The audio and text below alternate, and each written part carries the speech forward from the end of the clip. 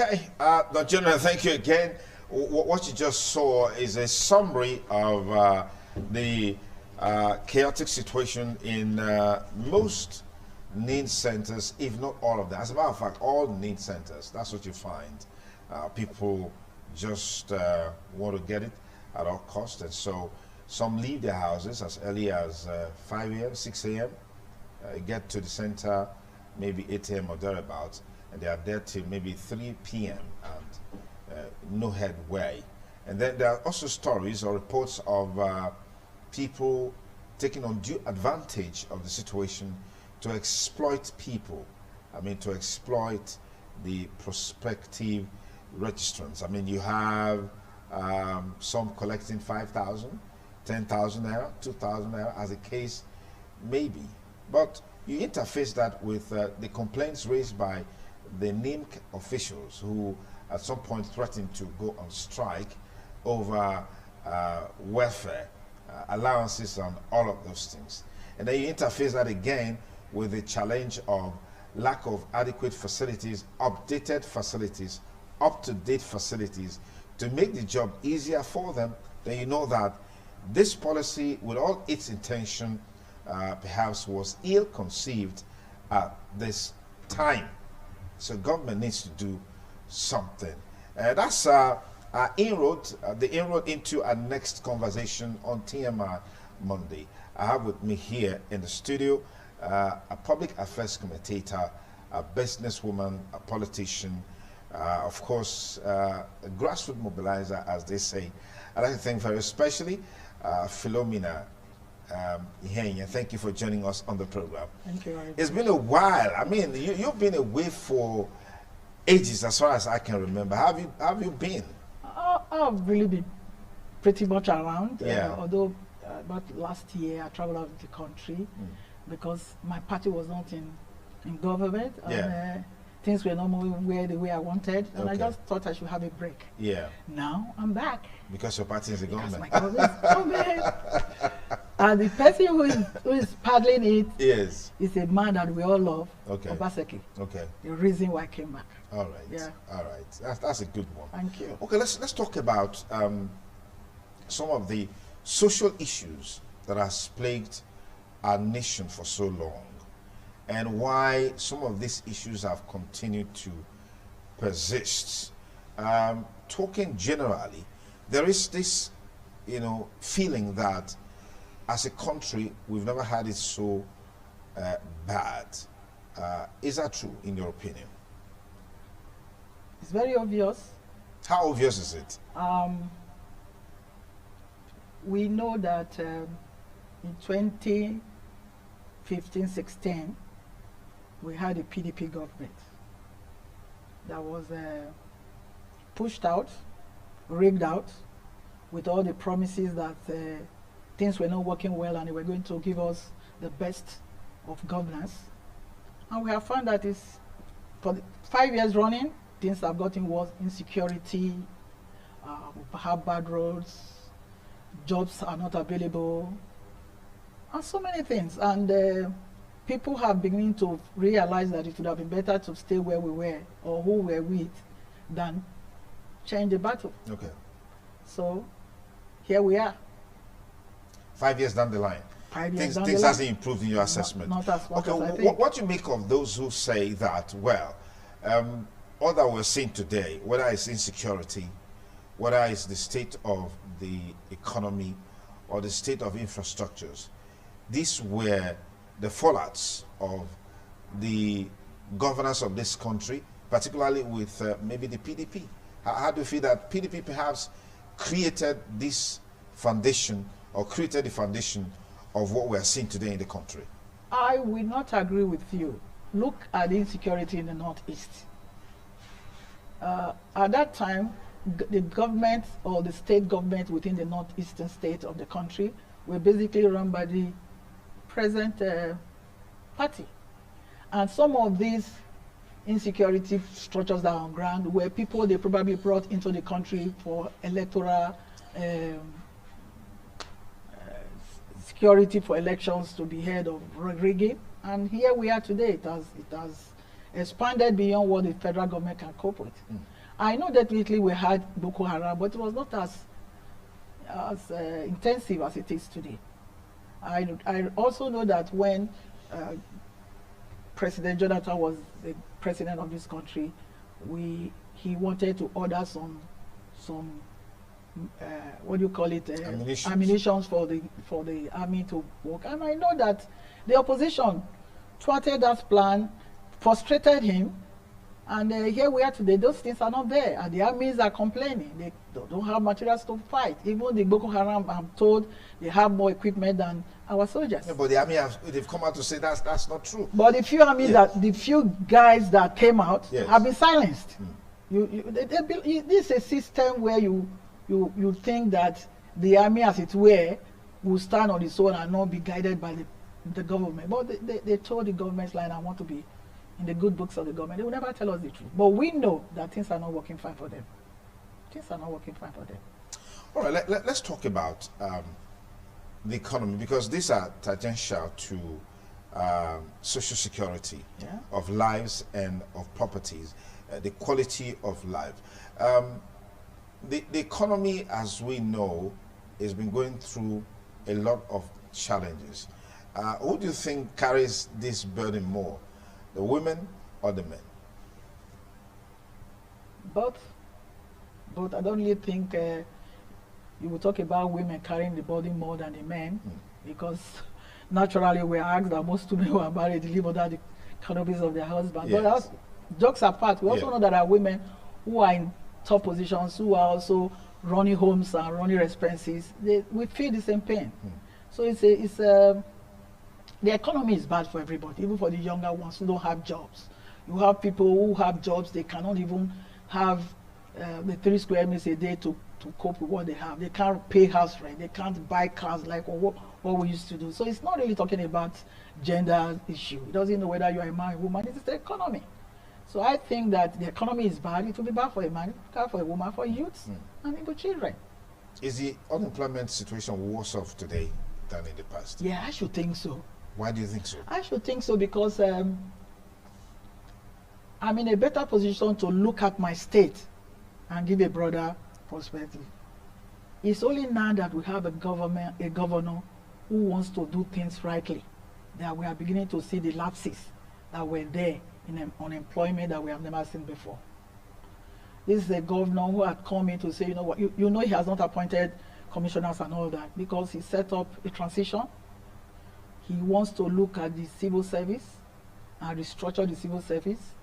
He wants to strengthen the institutions. And we have come to realize that for the past 20 years, there have been lapses, no employment, no promotions, nothing whatsoever. It's now he's beginning to try to put the round pegs on the round hole. If you look at the state, you can imagine how the federal level will be. So unemployment is everywhere. It depends on how each government will now see the opportunity to handle unemployment and see how they can, co-opt it into their program so that youths can be employed that are employable. Okay. This has been a nagging question because every now and then the question pops up in private discussions, public discussions, that one of the greatest challenges that Nigeria has as a country is the challenge of leadership. Yeah. So talk to me about that, because I'll make reference to your party that was in power for 16 years, where they had planned to rule for 60 years. Yes. That never happened. And that perhaps will be the result of poor leadership structures, as it were. So talk to me about leadership. Yeah, the problem we have in this country, jokes apart, will be having the leadership that works. I will tell you that I am a PDP from inception, since 1998-99 when we formed the party. I won't tell you that it's been all roses, that we had the best of governors, but if you look at it systematically, every government that came in did improve on the previous government. I would basically give you an example of Obasanjo's government where I was involved. Obasanjo did a lot of things that he improved. Talking about mobile phone today, there are a lot of things you can think that he initiated. Yeah. When he left the Yaradua came in, although his time was brief, we also knew that he had some insight into having to improve the economy and whatsoever in the country. Then you got Jonathan. The successes of Jonathan is an improvement on those previous governments. And it's obvious now that we know that if we have left Jonathan, maybe things would have been better comparatively. Yeah. We were told that things were not doing well, they were going to get things done better in a better way, but here we are. So it's very obvious that even if the PDP governments were not moving at the rate we expected, there was progression. There was progression from one government to the other. And I'm sure if they had left Jonathan to finish his second term and another new PDP government comes in, things would have been much better. True. But here we are. Here we are. Here we are. Well, those who will feel differently about these, as you know, you are entitled to your opinion, yes, as they are also entitled to their opinion. If you just join us, it's TMI Monday, x-raying issues as it relates to governance and social security. My guest is Princess Philomena Ihenye. I had another guest that we expected to join, but she couldn't make it. But this is 2021. Yeah. 2020 was a very turbulent year across the world. I know I made some broadcast on WhatsApp and you responded, so I knew you were out of the country. A lot has happened in the US in the last couple of months, weeks, and days. Now we're counting hours. What would you say is a major lesson for you and for Nigeria, particularly politicians, arising from what has happened in the US with Donald Trump, Joe Biden, Kamala Harris, and all of that? I want to compare US as it is now to our country, Nigeria. When Trump was contesting, a lot of Americans outside the world knew he didn't have the capacity to rule or to govern US. And here we are with him. A lot of regrets. He has no capacity. He is just a narcissist. And honestly, when I look at him, I wonder whether he is an African who had opportunity of ruling the US, because typical of what an average African president would do, not wanting to leave power. And I know that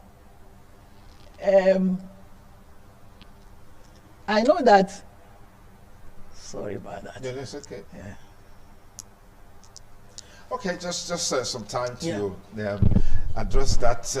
I mean, you know, ladies, I mean, they got to be very, very flashy. You know what I mean? Anyway, so we're back to the conversation. Yes, thank you. If you compare what we are going through in this country to what is happening in America, it's almost the same.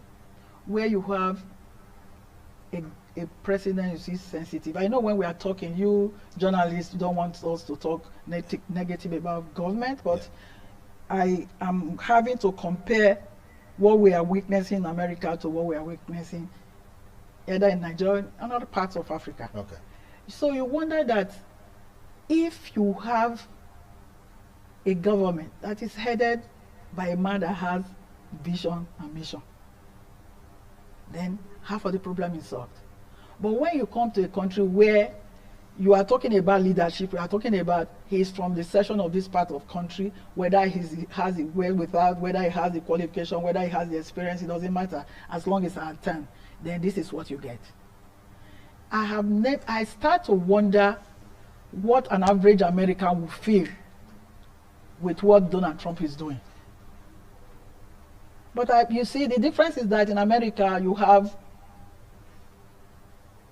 institutions that are workable. They have very firm institutions where rule of law works. Yeah. So it's very easy for them to work him up. You can't do that in this country. If, for instance, you have that kind of problem you're having here in this country, with the kind of institutions that we have that are not solid, there would have been a very serious trouble. But I think with what I'm seeing, whether he likes it or not, he's going to go.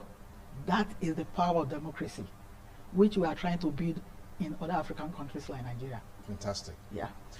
In that same US now, for the first time, there's a woman that is a vice president.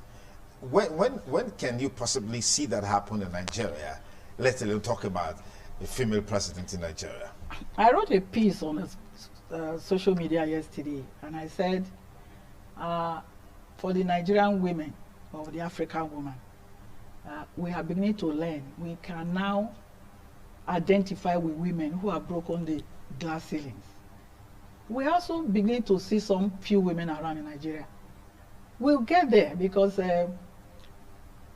we are beginning to see where I wrote in a piece yesterday where I was referring to the northern state of this country, where you have women they have more women in the National Assembly than the Southerners.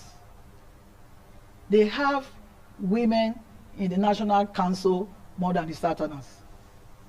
So you can't even talk about, oh, the religions do not allow women to come out. So we from the search will begin to identify and let women know that we have a lot to do to take part in the governance of this country. Women are getting up. We start to break in very near future. Maybe we'll start. So we now have some few women at the National Assembly, but most state assembly like our own, we don't have any woman. And in the next election, we are going to advocate for women to come out and participate so that we can have a voice at the state and national level. Now you said women are coming up strongly. Yes. Has it gotten to that point where we can say that women are no longer their own problems?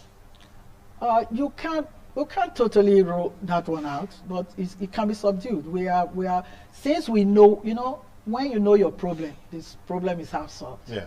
Now that we know that we need to work together to get to where we want to get to, we having seminars and talking to women. I think a time will come when we know men also have problems with men. So really, it's not all about women, but we also most times need men to support to know Absolutely. that the gender issue should not come when it comes to governance. It's the capability and affordability. Okay. Because politics here is expensive. Yeah. On a final note, what do you make of the erosion of our societal values, particularly with youths of today, in terms of the drive, the passion, the quest to make it quick, live big, live expensive? I'd like to get a final word on that. Yes, I think it's because of the societal picture these youths are looking at, where you tend to showcase people who are worthy, fathers and businessmen that are worthy, and the kids also want to feel comfortable about that. But I also think the government has a part to play in this. I told somebody during the last election that the youths are more sensible than what we think. All they need is good leadership.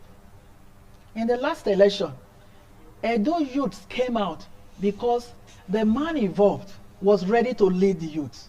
They saw him as a good leader and they followed and they were not disappointed. So when youths are given the picture of what it is like to live a good life, they will follow. I told you that last election, 50% of the result we won PDP was as a result of the involvement of the youths, because they dared the lions and the tigers. They became the security themselves. Okay. They protected their votes and they protected every aspect of the election.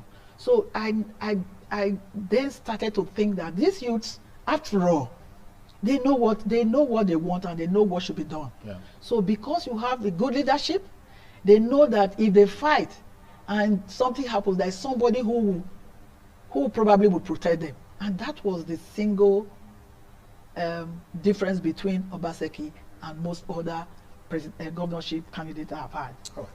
Well, let me say big thanks to you, Princess Philomena Henye, for your time with us today on TMI.